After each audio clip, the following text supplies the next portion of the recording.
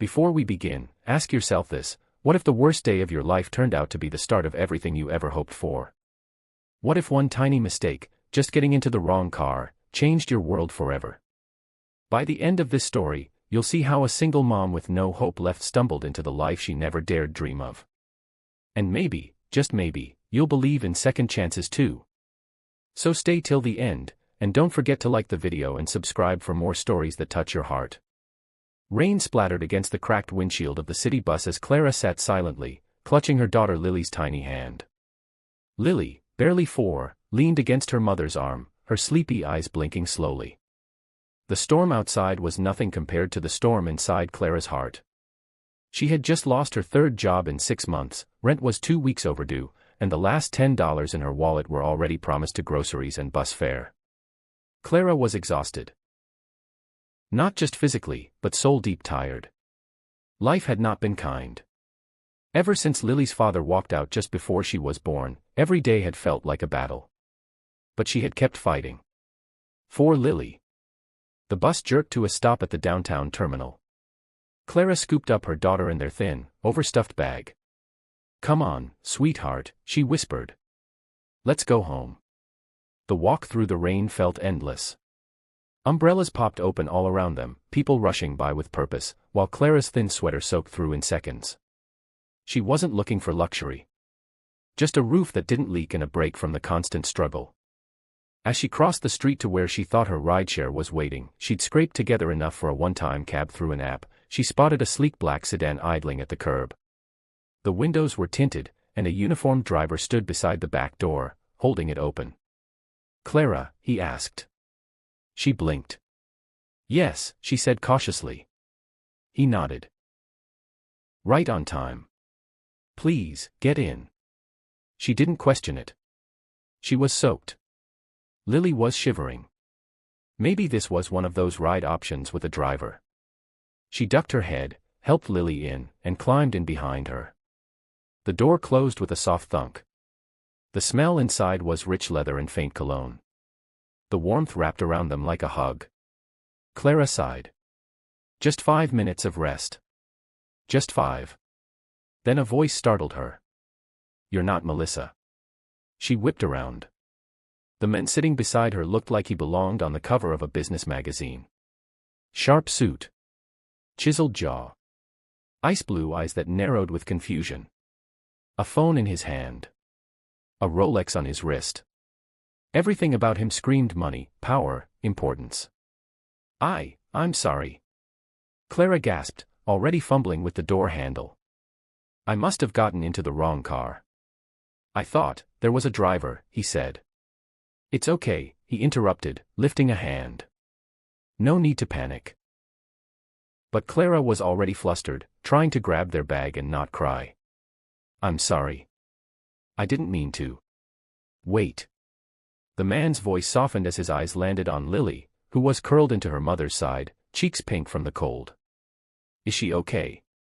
"She's fine," Clara said quickly. "We're fine. We'll just..." "Where were you headed?" She hesitated. "Home," she said vaguely. "Where's home?" Clara looked down. Just a few miles out. I was trying to get a ride, but I guess I got confused." "It won't happen again." He studied her for a second. "My driver thought you were someone else, clearly. But I have a feeling Melissa wouldn't be carrying a 4-year-old and a soaked canvas bag." Clara flushed. He glanced at the driver. "Take us downtown. The lady and her daughter need a ride." "No, please," Clara said quickly. "We'll get out." He shook his head. "You're already in. It's pouring. She's cold. Let me do something decent tonight." She didn't know why, but she stayed. "Before we begin, have you ever wondered what would happen if one mistake changed everything? What if the worst day of your life turned into the most beautiful beginning?"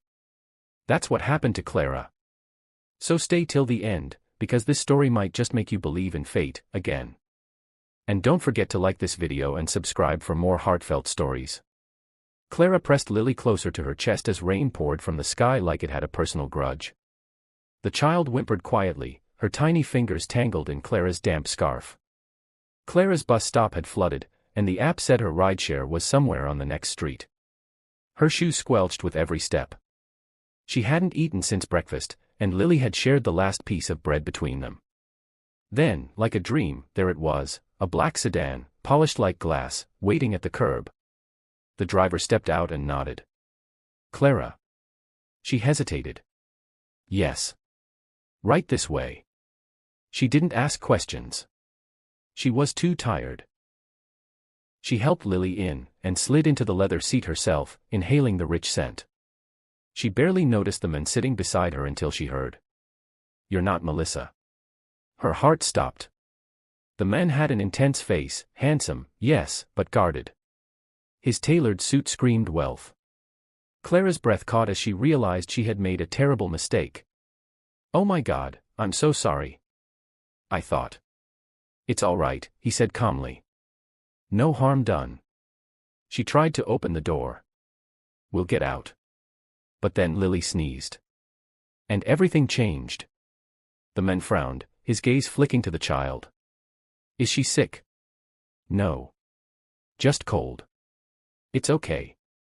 We'll manage." "Where are you going?" "Home." "Where's home?" "Far enough," Clara said, her voice small. After a pause, he turned to his driver. "Take them where they need to go." "Sir," the driver asked. "You hurt me." "I really can't accept," Clara began. "Consider it a favor. You did just help me avoid a boring dinner meeting." Clara couldn't fight it. Her daughter was warm. Safe. Dry. And for the first time in months, Clara felt like someone had seen her. Not pitied. Not judged. Just noticed. His name was Jack Lawson. CEO of Lawson Ventures. Billionaire. Widower. 36. No children. No girlfriend. Northwest one close since the death of his fiancée 3 years ago. He dropped them off with nothing more than a nod. But Clara couldn't stop thinking about him. 3 days later, a package arrived at Clara's door. Inside was a child's winter coat, new shoes, and a small envelope. Thought Lily might need these. Jack. Clara stared at the handwriting. It was neat. Direct. No strings. Just kindness. She didn't want to accept help. She never had. But something about Jack's gesture, it didn't feel like charity. It felt like care. 2 weeks passed. Then Jack appeared again, this time at the diner where Clara had just started working.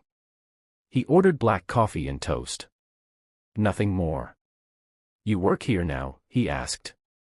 She nodded, cheeks flushed. He smiled, not unkindly. "Then I'll be back. Tomorrow. And the next day." "I like the coffee." True to his word, he came back. Again. And again. And one day, Clara said softly, "You know you don't come for the coffee." Jack looked up. "No," he said. "I come for the warmth." She smiled. And something unspoken passed between them, something real. Open Book Chapter 2, The Life She Never Dared Dream. Clara didn't fall for Jack because he was rich. She fell for the way he listened when she spoke. The way he looked at Lily like she was a miracle. The way he never pitied her, but respected her. They started talking more. He showed up at Lily's birthday with a box of crayons and cupcakes he baked himself, burnt a little, but heartfelt. He helped Clara fix the heater in her apartment. She helped him laugh again. One night, after walking her home, Jack hesitated at her door. "I want to ask you something," he said. Clara looked up, heart thudding. "I know you've been through hell. And I know I can't fix the past. But I want to know if you'd let me be part of your future." Clara's eyes brimmed. "Why me?"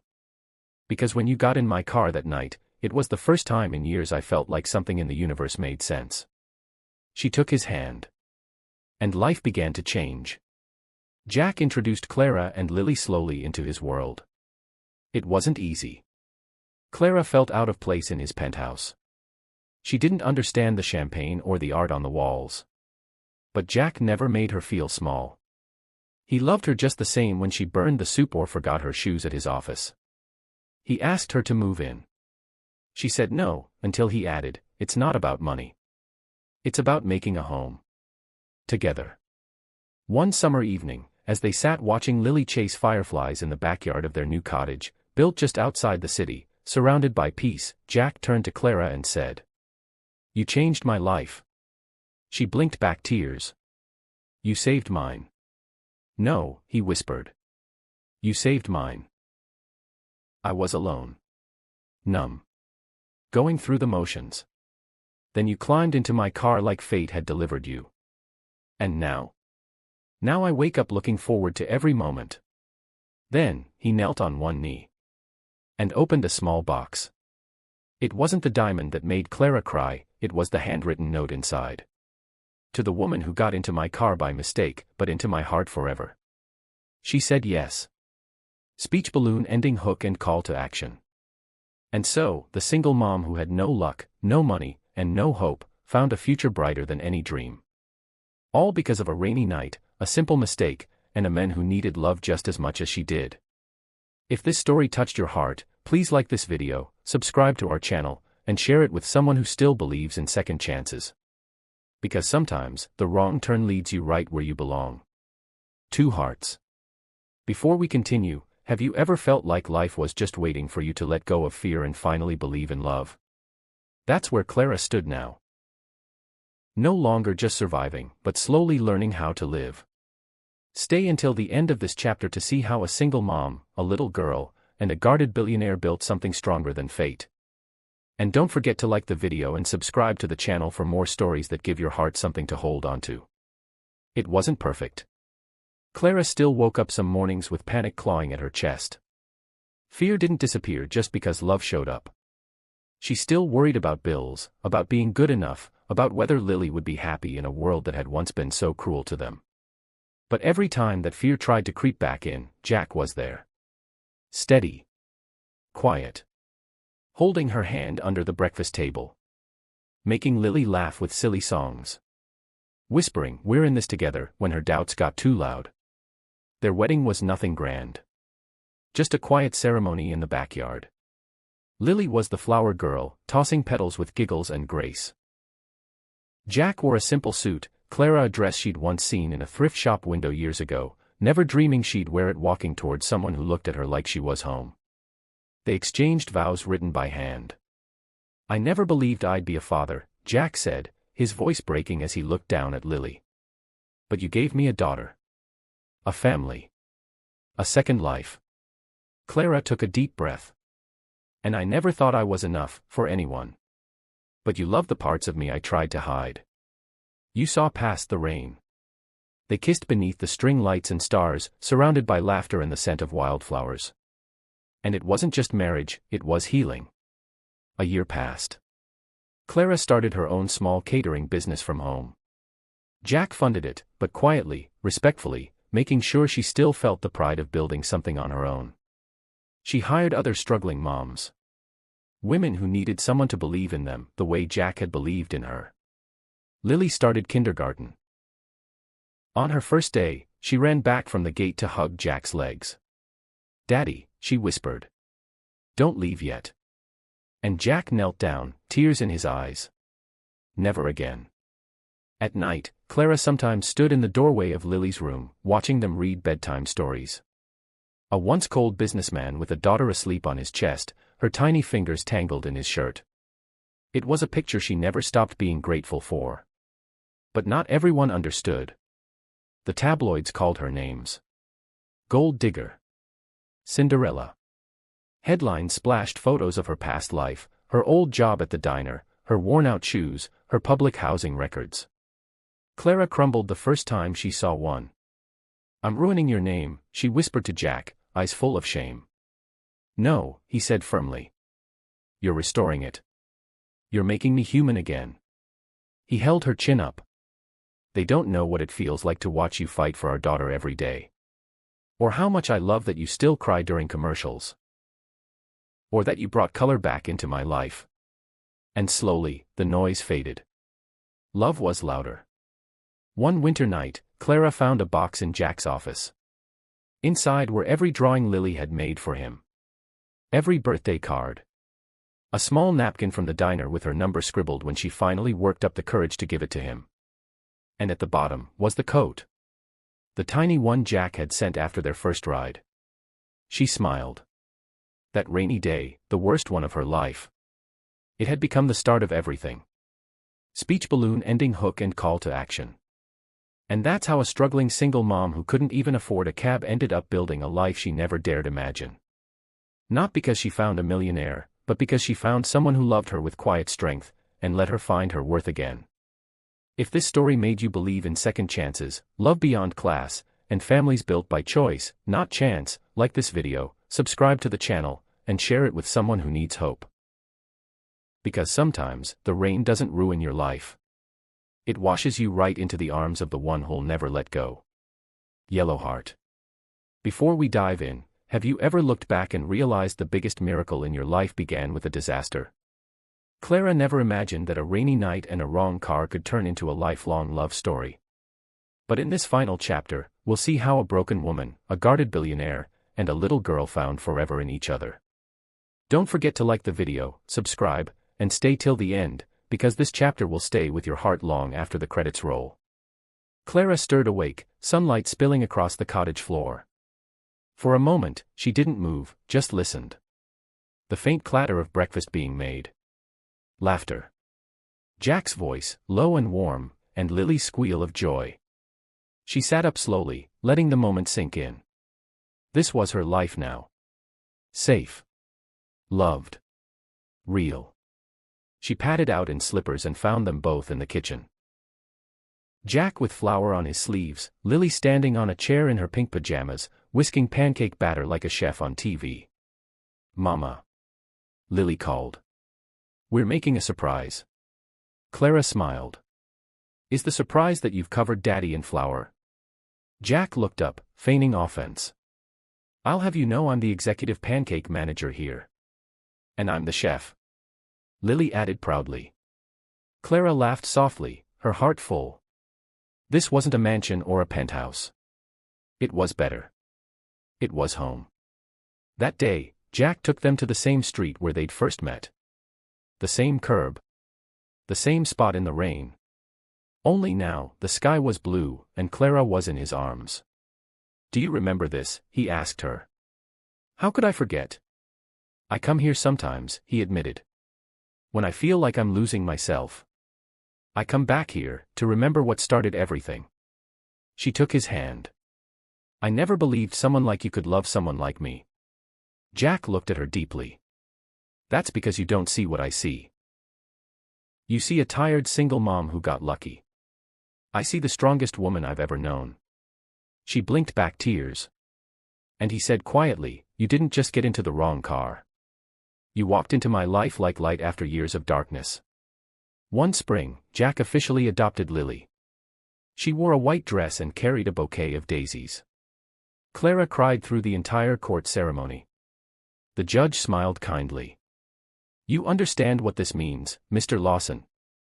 Jack lifted Lily into his arms. "It means I get to be her dad. Officially.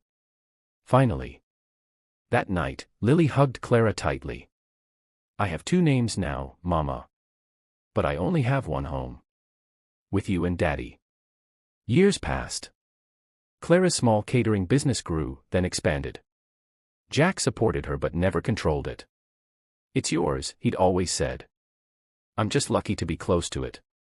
She hired more women, built a small cafe with her name on the sign, and even began donating part of her profits to help other struggling single moms. People no longer saw her as the woman who married rich. They saw her as the woman who rose up, carrying others with her. One rainy evening, 10 years after they met, Jack and Clara returned once again to the same street. He opened an umbrella, holding it over her as they stood where her life changed. He chuckled. "You looked terrified that night." "I was," Clara said. "But I was more afraid of going back to nothing." Jack pulled something from his coat pocket. A small velvet box. Inside, not a ring. A key. She gasped. This is the key to the apartment building we're opening next month. For mothers like you. Like the one I met in my car all those years ago. Her eyes filled. You're naming it after Lily? He nodded. And after you. Because you saved me. You saved us all. Speech balloon ending hook and call to action. So now you know how a single mother with nothing but hope stepped into the wrong car, and found everything she never dreamed was possible. Not just love. But purpose. A family. A future. And as the rain fell gently around them once more, Clara whispered to her husband. I used to hate the rain. But now, every drop feels like a blessing. If this story touched you, let it live in your heart. Like this video, subscribe to the channel, and share it with someone who needs to believe in beautiful beginnings. Droplet yellow heart. Because sometimes, the storm is what leads you home. Before we begin, if you've made it this far, you already know this story is more than just love. It's about rising from nothing, building something sacred, and finding the kind of peace that money can't buy. So, stay with us till the very end. And if Clara and Jack's journey has touched your heart, please like this video, subscribe to the channel, and share it with someone who needs a reminder that love, family, and second chances do exist. The home they built wasn't made of glass and steel. It was made of tiny fingerprints on windows, burnt toast on Sunday mornings, mismatched furniture, and laughter echoing through rooms. Clara stood on the porch one evening as the sun set behind the hills, watching Jack chase Lily and their dog across the grass. Her cafe had just hit its 5-year milestone. She'd been featured in a local magazine, not as the billionaire's wife, but as Clara James Lawson,